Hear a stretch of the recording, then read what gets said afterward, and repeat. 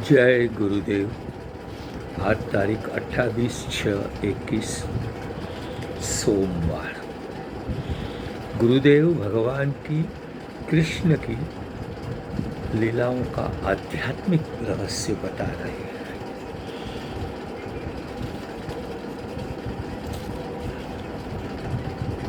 कल मक्खन चोरी की बात बताई थी कि दूध से उसका सार मक्खन है, वो चुरा के ले लेना चाहिए। उसी प्रकार प्रभु की लीलाओं में जो सारभूत है उसको लो, उसी तत्व का अन्वेषण करो और अपने में उसका स्थापन करो। कल बता रहे थे कि विज्ञान दो प्रकार का है, एक सैद्धांतिक पक्ष और दूसरा प्रयोगात्मक पक्ष।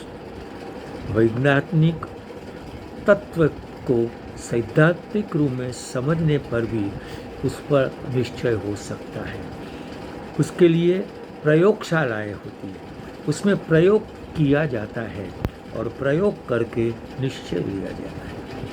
आप प्रयोग करने के लिए तभी तक प्रयोगशाला में नहीं जाएंगे कि आपको अभी कुछ संदेह बना है।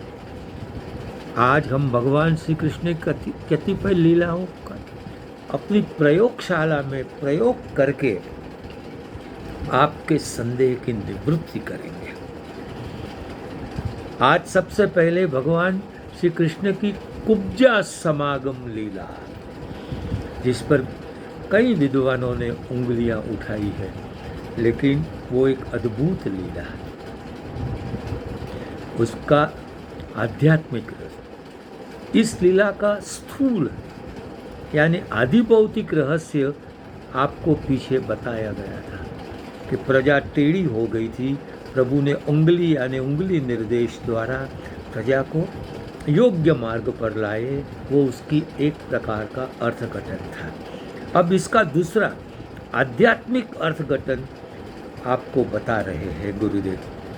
यह अर्थ आपको कठिन अवश्य प्रतीत होगा, भाई ये कठिन लगेगा, समझने में सरल नहीं है, फिर भी विद्वान लोग वो कठिन से कठिन को भी सरल बना देते हैं। घबराने की कोई आवश्यकता नहीं। आप भक्त वृंद के लिए कुछ भी कठिन नहीं होता है। आप अपनी भक्ति रूपी साइंस के द्वारा निराकार भगवान को यदि साकार कर सकते हैं तो फिर ऐसी कथाओं का आध्यात्मिक रहस्य समझने में आपको कहाँ तकलीफ पड़ने वाली है। देखिए, कीड़ा जरा सा जो पत्थर में घर करे, इंसान वो क्या जो न दिले दिलावर में घर करे। भाई, एक छोटा सा कीड़ा होता है, वो भी कोर कोर कर पत्थर में अपना घर बना लेता है, तो फिर वो इंसान क्या जो अपने माता पिता समान परमात्मा के दिल में अपना घर न बना सके। तो हम आज कुब्जा समागम उसकी चर्चा के द्वारा आध्यात्मिक तत्व प्राप्त करेंगे, परमेश्वर के हृदय में भी स्थान प्राप्त करेंगे। देखिए, बुद्धि दो प्रकार की होती है। फिर से सुनिए, बुद्धि दो प्रकार की होती है। एक होती है सन्मार्गगामिनी और दूसरी होती है कुमार्गगामिनी। सन्मार्ग और कुमार्ग। सन यानी सच्चा, अच्छा मार्ग, जो वेद, उपनिषद, गीता, भागवत इत्यादि ग्रंथों में हमारे ऋषियों ने दर्शाया है, उस मार्ग पर चलना वो सन्मार्ग है। उससे प्रतीक उल्टा चलना वो कुमार्गगामी है। तो देखिए, कुब और कुमार्गगामिनी बुद्धि को ही कुब्जा कहते हैं। उसका भी अर्थ है कुब्ज, उसका अर्थ होता है टेढ़ा। प्रतिकूल, उल्टा, देखा, क्रुकेड। कुब्जा देह से वैसी ही थे। त्रिभंग ललित मतलब पाँव एक तरफ, बैक दूसरी तरफ, मुंह तीसरी तरफ, ऐसी टेढ़ी मेढ़ी थी। और कुब्ज का अर्थ ही बताया आपने, जो टेढ़ा मेढ़ा होता है। अच्छा, साथ में कंस शब्द का अर्थ ले। कंस जो है वो कम यानी सुखम, स्यति यानी हंति, मतलब जो सुख का नाश करे, खत्म करे, उसको कंस कहते हैं। जो आनंद का नाश करे उसको कंस कहते हैं। वह करने वाला कौन है? अहंकार। मनुष्य में अहंकार होता है। अहम, आई, उसका आई कैपिटल होता है।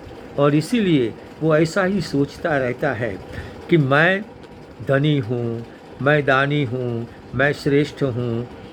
गीता में आसुरी संपत्ति के लोगों की जो बात भगवान ने कही है, आढ्योस्मि धनवानोस्मि कोन्योस्ति सदृशो मया, मैं समृद्ध हूँ, धनवान हूँ, मेरे समान कौन है।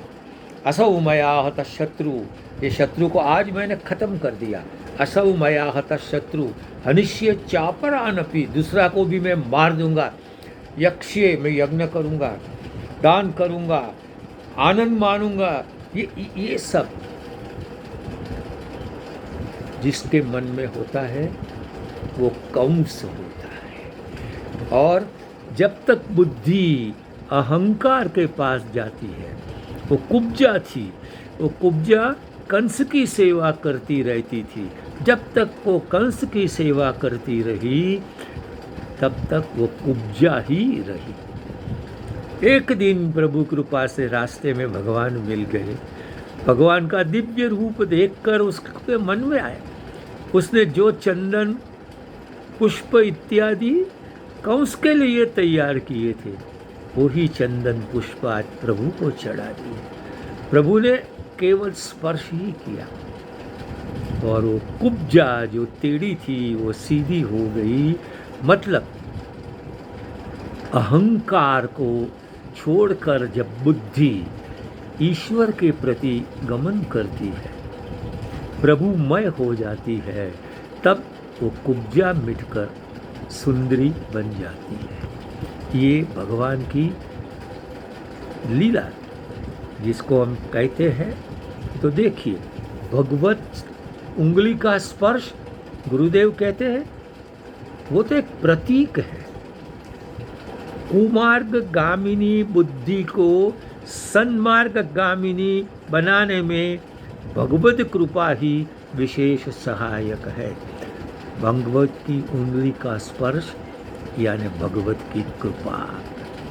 तो हमारी जो कुब्जा है, दुष्ट बुद्धि है, दुर्गामिनी बुद्धि है, जो द्वेष करती है, जो ईर्ष्या करती है, जो लोभ करती है, जो क्रोध करती है, दूसरे को परेशान करती है, हिंसा करती है, वाणी से, वर्तन से, ये सब कुब्जा है। वो कंस के प्रति जा रही है, क्योंकि उसके सबके मूल में कंस यानी अहंकार है, जो आनंद का विनाश करने वाला है। इसलिए उसमें से छूटकर यदि हम ऐसा सोचें कि हम ये दुर्बुद्धि कंस का संग छोड़कर प्रभु की शरण में जाए, तो प्रभु का स्पर्श होगा, उंगली स्पर्श होगा, उंगली निर्देश होगा, सत्शास्त्रों के प्रति गमन होगा, हमारी बुद्धि सद्गामिनी बन जाएगी। ये है कुब्जा लीला का आध्यात्मिक रस। इसके बाद भगवान गोवर्धन लीला का आध्यात्मिक रस दिखा रहे हैं।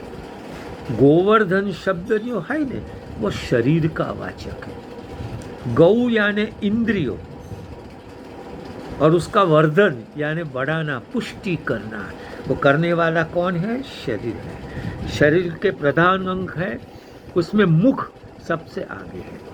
मुख द्वारा हम खाते हैं, पीते हैं, उपभोग करते हैं, और उसके द्वारा बाकी की सब इंद्रियों का पोषण होता है। अतः इंद्रियों की पुष्टि का आधार और कोई नहीं, शरीर है, इसलिए शरीर को ही गोवर्धन कहते हैं। सांसारिक पदार्थ के लोभ में फंसकर मनुष्य धन इत्यादि कमाने के लिए वो इंद्र यानी राजा की सेवा में, अपने से ज़्यादा धनवान हो उसकी सेवा में लग जाता है, जिसके कारण उसका पतन अवश्य होता है। ये शरीर सांसारिक राजाओं की सेवा के लिए प्रभु ने नहीं दिया है, ये तो प्रभु की सेवा के लिए किया है। तो जब भगवत भक्त, भगवत अंगुली, भगवान का संकेत वैदिक नियमों तरफ चलना शुरू करता है तो इस शरीर का उद्धार हो जाता है। इसको पतन से रोककर उन्नति की तरफ प्रभु ले जाते हैं। तो भगवान ने उंगली स्पर्श किया यानी उंगली से निर्देश किया, ऐसा दिखा है, देख बेटा ये वेद क्या कह रहा है, उपनिषद क्या कह रहा है, गीता क्या कह रही है, उसका आचरण कर तो तेरी उन्नति होगी। तो भगवान की उंगली पर ये शरीर रूपी गोवर्धन आते ही वो उन्नत हो गया। अब इंद्र उसका कुछ ही नहीं बिगाड़ सकता। तो ये है गोवर्धन लीला का रहस्य। आज समय कर गया इनकार, बाकी की लीलाओं का कल करेंगे विस्तार। आज करो गुरुदेव को नमस्कार। हरि ओम तत्सत।